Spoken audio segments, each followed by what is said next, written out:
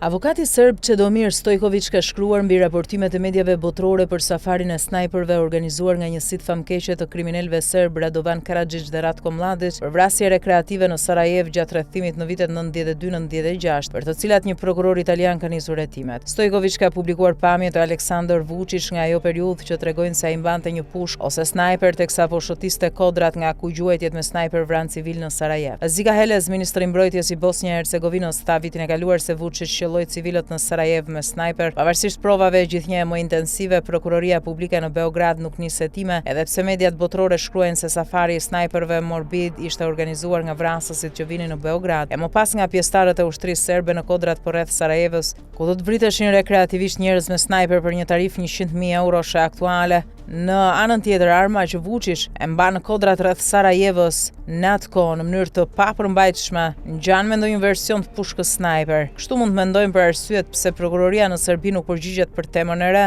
Zyra e prokurorit publik në Milano ka hapur një hetim mbi safarin e snajperëve gjatë luftës në fillim të viteve 90. Padia në Milano u paraqit nga gazetari Ezio Gjavazzeni, i cili përshkruan një gjueti njeriu nga njerëz shumë të pasur me pasion për armët, të cilët paguanin për të qenë në gjendje të vrisnin civil të pambrojtur nga pozicionet serbe në kodrat përreth Sarajevos. Sipas disa raporteve, për vrasjen e burrave grave ose fëmijëve u ngarkuan tarifa të ndryshme. Më shumë se 11.000 njerëz vdiqën gjatë rrethimit brutal 4 vjeçar të Sarajevos. Akuzat ngjashme për gjuetar njerëzish nga jashtë janë bërë disa herë gjatë viteve, por provat e mbledhura nga Gjavazzeni, të cilat përfshin dëshminë e një oficeri të inteligjencës ushtarake bosnjake, tani përshqyrtohen nga prokurori italian i antiterrorizmit Alessandro Gobis. Akuza është vrasje. Gjavazzeni filloi të gërmonte mëtej dhe në shkurt u dorëzoi prokurorëve gjetjet e tij, të cilat thuhet se përbëjnë një dosje prej 17 faqesh që përfshin një raport nga ish-kryetaria e Bashkisë së Sarajevos, Benjamina Karić. Në vitin 1992, shkrimtari dhe politikani ndjer nacionalist rus Eduard Limonov u filmua duke qelluar disa herë në Sarajevo nga një mitraloz i rënd. Ai po bënte një turne në pozicionet kodrinore nga kriminali serb i Bosnjës